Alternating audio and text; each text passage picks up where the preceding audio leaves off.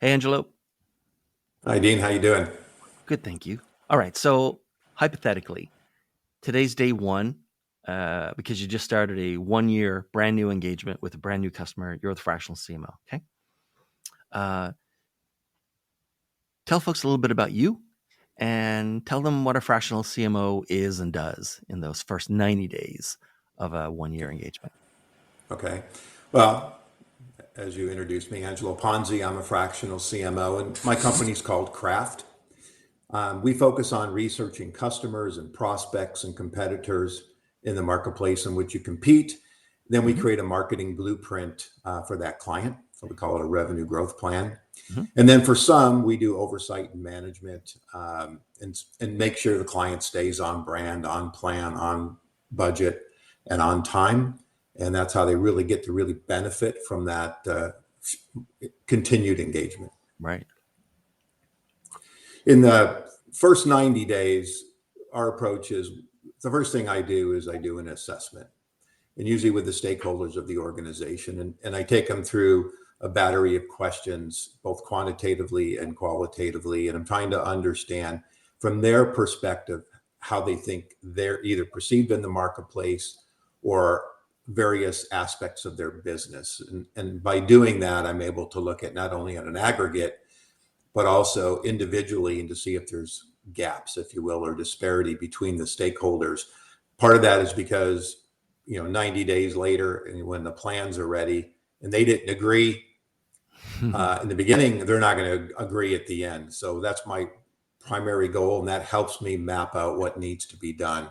So during those kind of first 90 days, we're digging into the competitors, we're deconstructing their competitors, trying to understand them, looking for gaps, messaging, and whatever the assignment happens to be. We're interviewing customers, we're interviewing prospects, interviewing referral partners, and really building a base of knowledge. And by understanding how the customers, if you will, view the brand, and then understanding how the brand thinks they're viewed in simple Right. terms, then we can start to identify areas that we can capitalize on that we need to fix.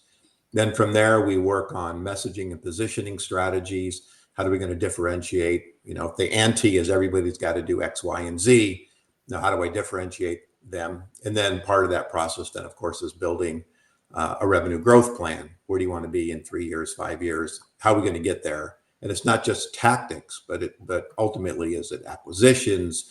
Is it inventory management? Is it adding more salespeople? Whatever it happens to be. I'm a very holistic marketer, and so I get involved in a lot of different aspects. And that's really the first 90 days before we do anything else. All right.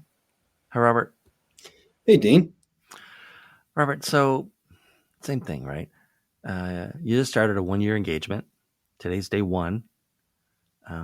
Tell folks a little bit about you and what happens in the first 90 days of a new engagement with a new client. Sure. Yeah, my name's Robert Toler. My company's Propulsion Growth Solutions. I've been doing this for nearly 20 years, helping small business owners kind of stand things up, small to medium business owners that really don't want the burden of, a full-time executive necessarily, but want the expertise and knowledge of one.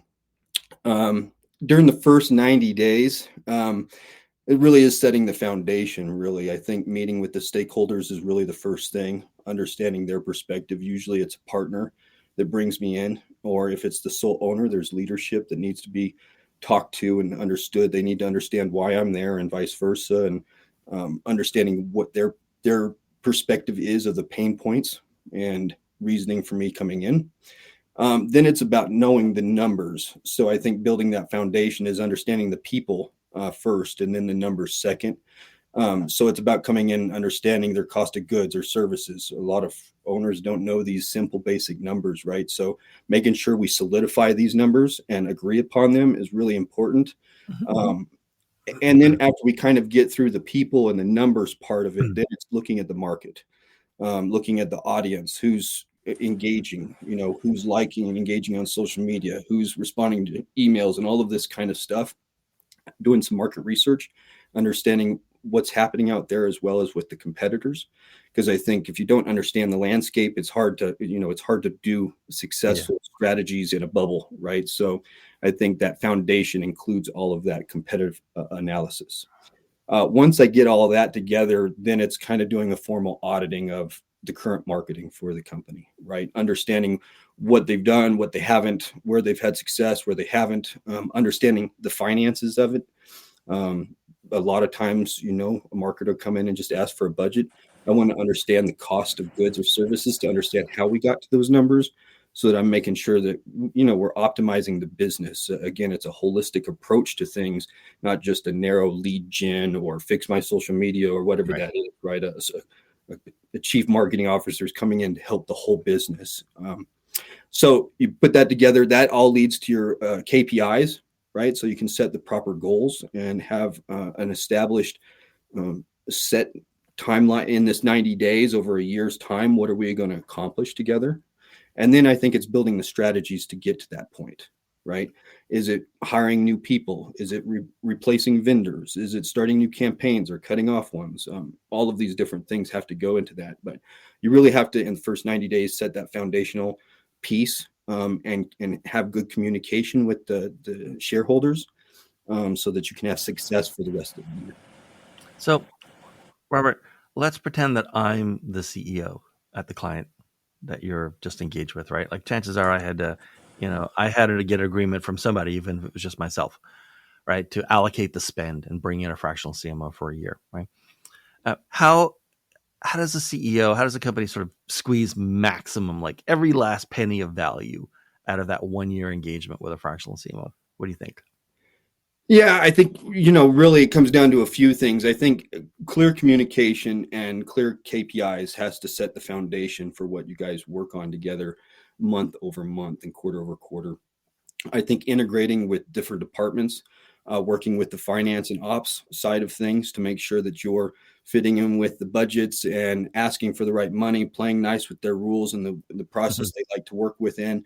Operations, that you're not stepping on any toes or doing any initiatives that may cross over and affect their needs and wants. So I think those things are really big. I think if you can play nice in the sandbox, right, that builds a lot of great value, first Yeah. off. Then the quality data and reporting come into that. I think you're always hired to get results, right?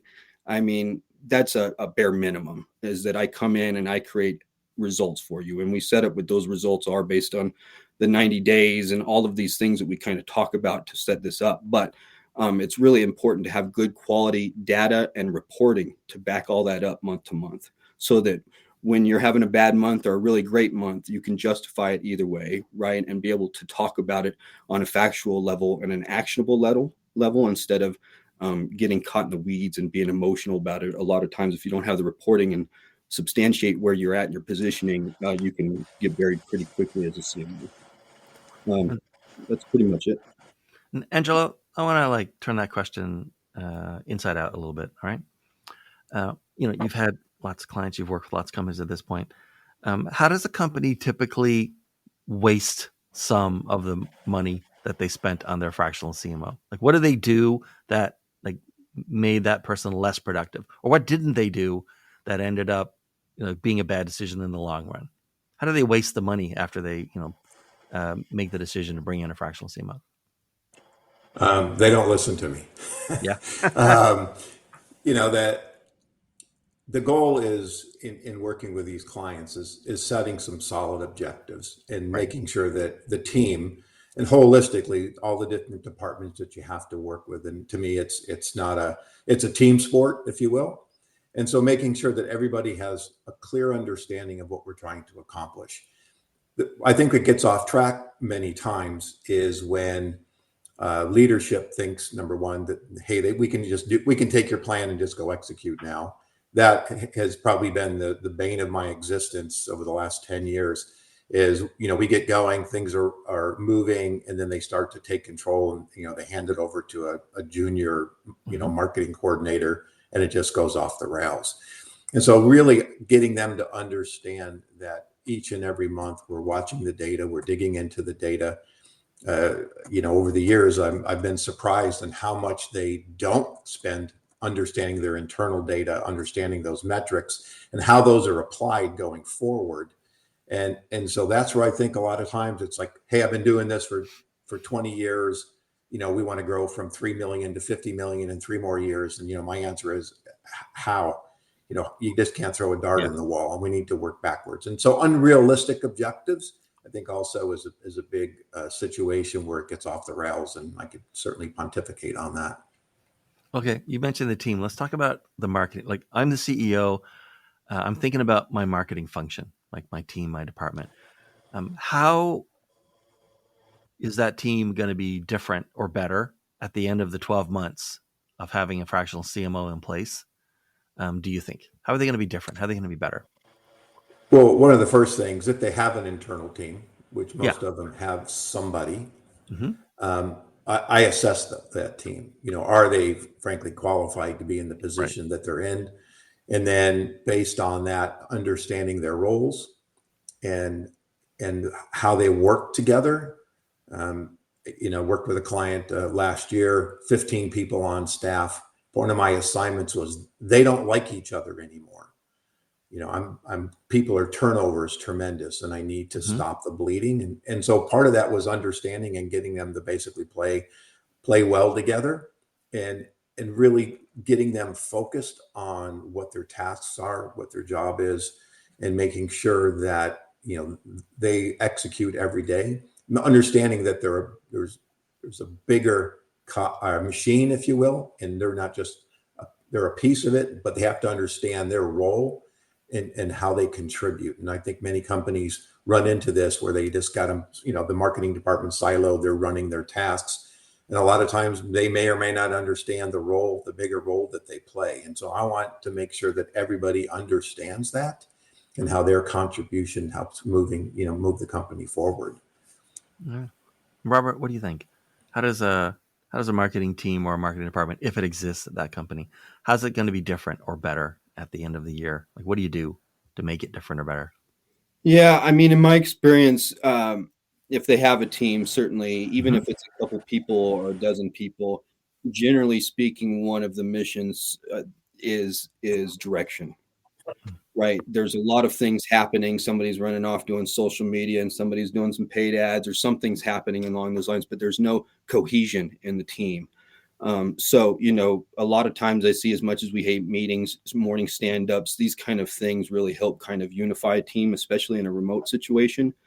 Um, so I think that's good. I think the other things that is the efficiencies that, a good FCMO can bring to the party, right? And just cleaning things up, filling in the knowledge gaps, right? And just tying everything together, I think, is one of the big pieces of seeing the macro and not being stuck in the micro when it comes to working with these companies.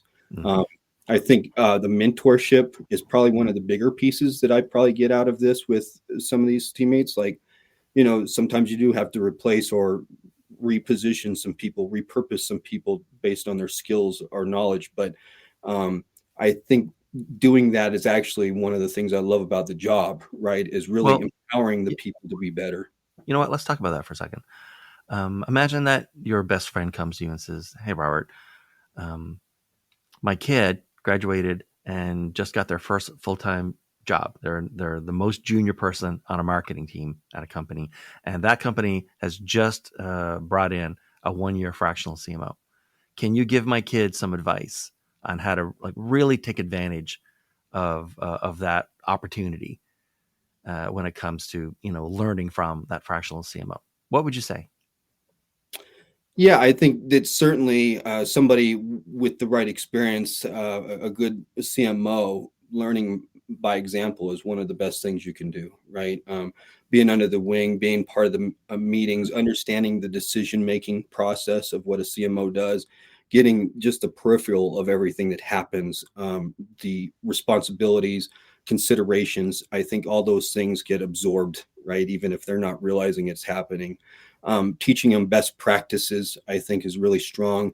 Making sure that if they are a junior, that you're helping them build a really strong foundation, right? So that they're not going off into the deep end on something, or have some theory or conspiracy that they thought that was happening with marketing or the way SEO works or whatever else, right? It's just keeping them high level, keeping a well-grounded base that they can build from, I think is probably one of the best things I've done over the years.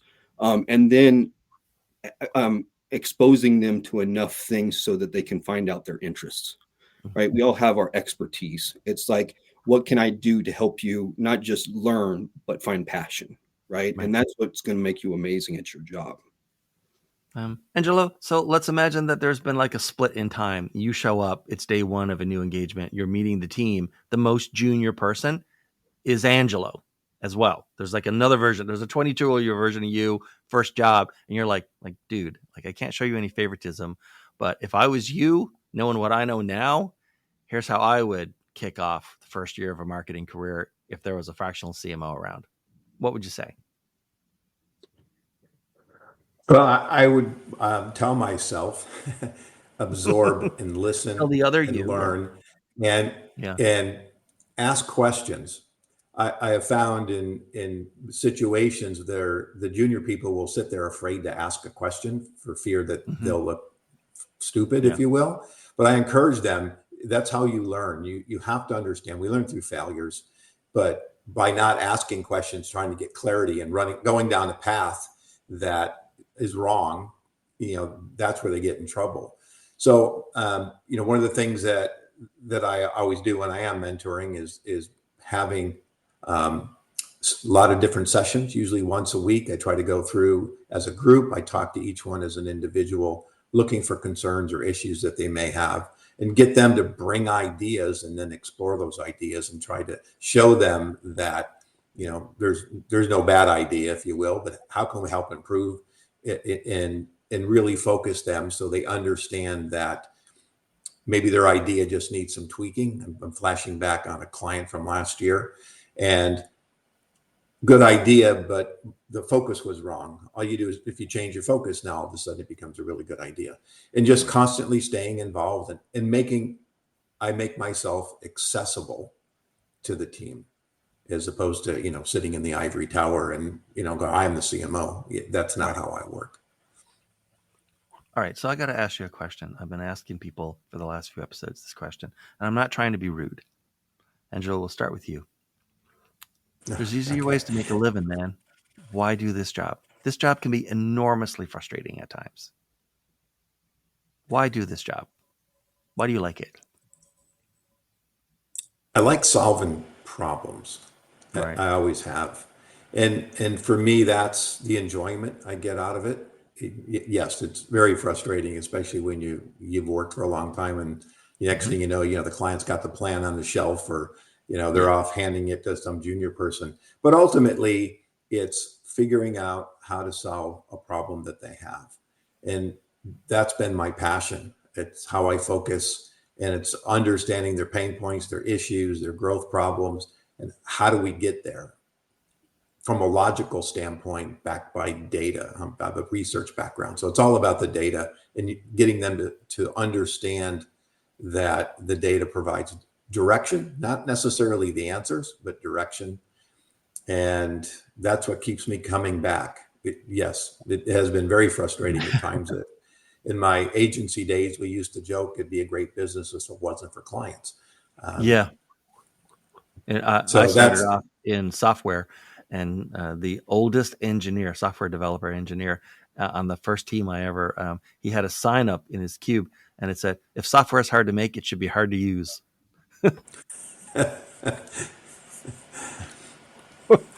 So Robert, why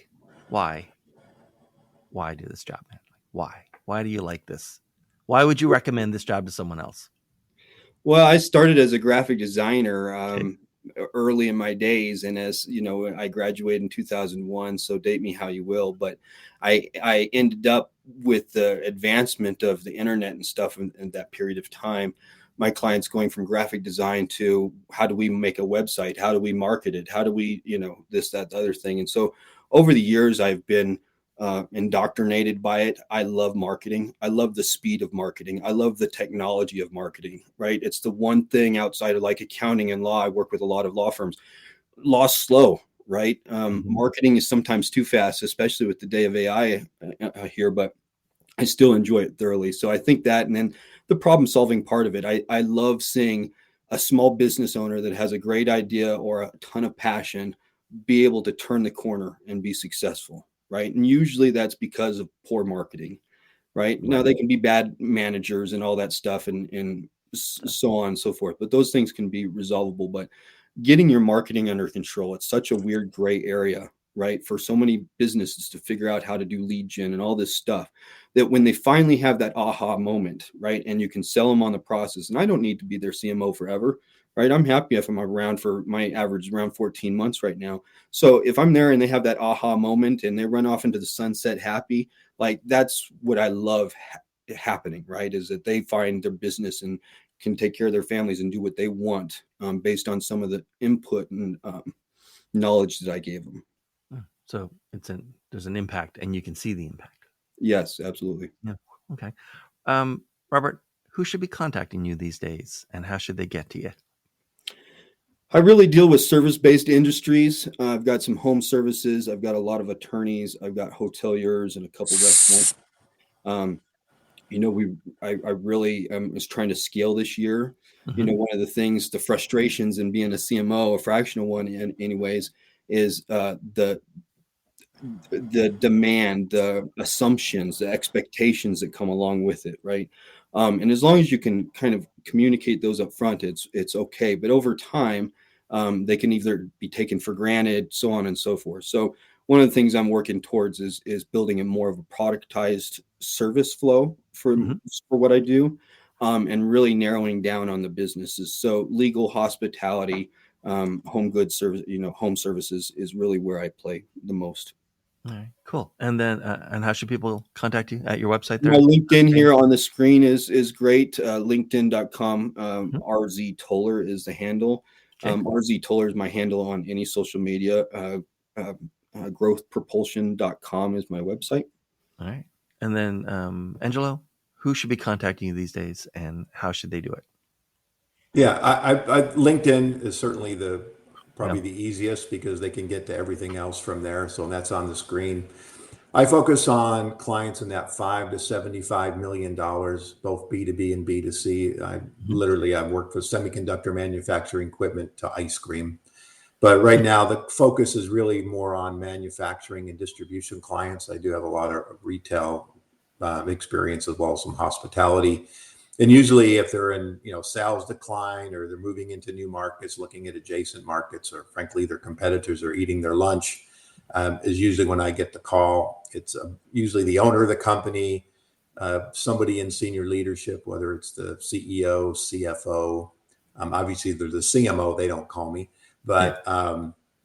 but that's typically where I play these days. All right. All right. Well, guys, thank you so much for being here. This was really great, really Yeah, educational for me. For yeah. sure. Thank Thank you, you. Dean. I think for every other episode from now on to the end of time, I'm going to ask people why they do this friggin' job. You get a lot of good answers. All right. Well, this was episode 68. So thanks everyone for watching. You're probably watching us in a clip. So if you see this clip, it was nice to have you with us. And check us out somewhere else. We're everywhere.